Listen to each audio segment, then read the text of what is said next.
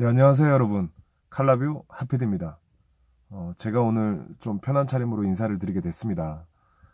평상시에 제가 궁금하게 생각했던 것들을 조사를 해서 여러분들과 함께 공유를 해볼까 합니다. 운전하시면서 하루에도 수십 번도 더 마주치게 되는 과속 신호 단속 카메라, 요거 좀 궁금하지 않으셨어요? 저는 되게 궁금했었는데 요즘에는 좀 알고 계신 분들도 많은 것 같습니다. 어떻게 단속이 되고 또 어떻게 찍히는지 이런 것들을 오늘 제가 한번 파헤쳐 보도록 하겠습니다. 모르시는 분들을 위해서 다시 한번 제가 조사해 보도록 하겠습니다. 저와 함께 가보시죠. 2011년도부터 15년까지 전국 무인단속 카메라 적발 건수가 4천만 건이라고 합니다. 정말 엄청나죠? 운전하는 모든 분들이 단속에 걸린 경험이 있다고 해도 과언이 아닐 겁니다.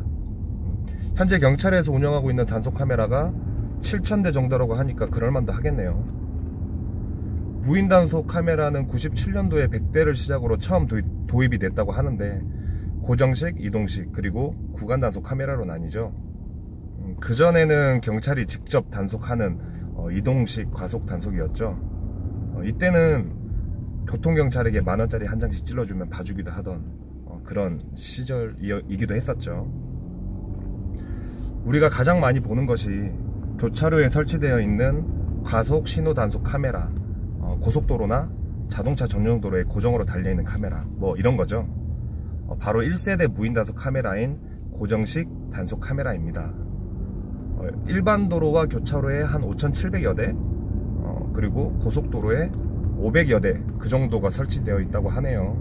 저기 앞에 교차로에 보면 고정식 카메라가 설치가 되어 있습니다. 이거는 많이들 아실 텐데 교차로는 정지 차선 부근에 감지선이 붙여 있고, 그리고 고속도로의 경우에는 몇십 미터 전에 보면은 감지 센서가 땅에 붙여 있어요. 아스팔트 그 밑에 붙여 있습니다. 센서가 첫 번째 센서를 밟고 두 번째 센서를 밟을 때까지의 시간을 계산을 해서 카메라가 작동한다고 하죠. 예를 들면 도로에 센서가 10m 간격으로 묻혀 있으면 100km가 제한 속도라고 하면 0.36초 만에 통과하게 되는데, 그보다 더 시간이 빨라지면 과속인 거죠. 정말 영리하죠. 근데 이 방식은 측정값이 정확하지 않아 가지고 오차 범위가 약 10% 정도 난다고 합니다. 그리고 이동식 가속 단속 카메라가 있는데 주로 고속도로나 자동차 전용 도로에서 은색 박스 보신 적 있으실 겁니다. 내비게이션에도 자주 등장하는 놈이죠. 부스를 옮겨 다니면서 카메라를 설치하기 때문에 이동식 카메라라고 합니다. 요거는 이동식 카메라는 도플러 효과라고 하는 것을 이용한다고 하는데, 이동하는 물체에 1초에 400여 개의 레이저를 쏴가지고 반사되어 돌아오는 주파를 측정해서 속도를 계산한다고 하네요. 더 어렵죠. 경찰이 직접 현장 단속할 때 쓰는 스피더건과 같은 원리라고 하고, 그리고 야구장에서 투수의 구속을 측정하는 바로 그 원리와도 같다고 합니다. 저기 앞에 보면 은색 박스, 저게 바로 이동식 과속 단속 부스입니다. 전국에는 한 900여 개의 이동식 가속 단속 구간이 있는데 이 중에서 한 30% 내에만 운영이 된다고 합니다. 근데 그마저도 고장과 인력 부족으로 제대로 운영되지 못하고 있는 경우가 있다고 하니까 안타까워해야 하나요? 아니면 뭐 잘 됐다고 해야 하나요? 그리고 이제 경찰청 내부 지침상 단속하지 않는 부스는 가림막을 설치를 해야 한다고 합니다. 그래서 동그란 구멍에 가림막이 설치되어 있으면 단속을 하지 않는 겁니다.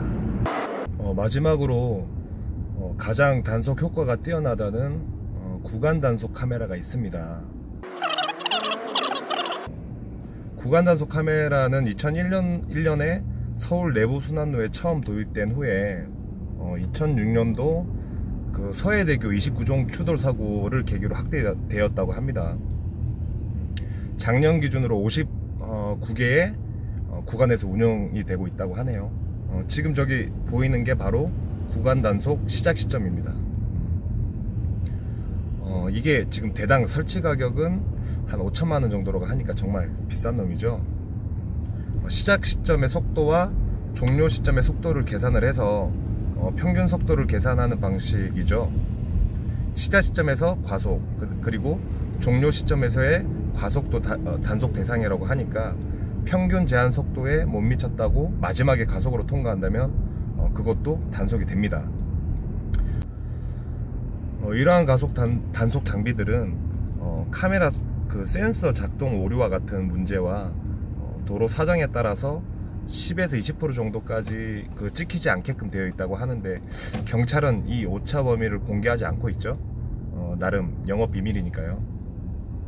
그리고 자동차 계기판 속도계와 내비게이션 속도와도 차이가 있죠.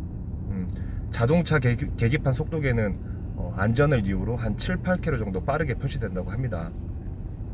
이렇게 따지고 보면 과속 단속 장비랑 자동차 계기판 속도계랑 최소 18km 정도 갭이 생길 수 있겠죠.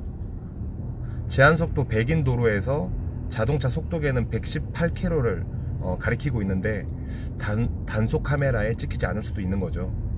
이런 이유로 그런 겁니다. 그렇다고 그렇게 운전하시면 안 되겠죠. 결국 자기 목숨이 위험해지는 것이니까 우리 시청자님들은 그러지 않으시리라 믿습니다. 그리고 신호 단속 카메라의 경우 제일 궁금한 게 주황색일 때 지나가면 찍히냐 안 찍히냐, 이걸 거예요. 결론적으로 말씀드리면 주황색일 때 지나가도 찍히지 않는다고 합니다. 빨간색 신호일 때 센스를 밟게 되면 찍히는 거죠. 그렇다고 주황색일 때 지나가라는 말이 아닙니다. 속도가 붙어있는 경우 정지선 부근에서 주황색으로 바뀔 때 이 구간을 딜레마 존이라고 하는데, 이때는 갑자기 서기가 애매하기 때문에 이럴 때 무리하게 서는 것보단 신속히 지나가는 게 더 안전할 수 있기 때문에 그래서 찍히지 않게 운전자를 배려를 한 것이죠. 마지막으로 내가 단속 카메라에 찍혔는지 안 찍혔는지 궁금할 때가 있죠. 이럴 때는 경찰청 민원 사이트인 이파인에 가시면 확인하실 수가 있습니다. 단속된 날 그 당일 조회는 안 되고 다음 날부터 조회가 된다고 하니까 참고하시면 되겠습니다. 오늘 과속 단속 장비에 대해서 알아봤는데 어떠셨습니까? 조금 의문이 풀리셨습니까? 다음 영상도 기대해 주십시오. 지금까지 하피디였습니다. 감사합니다.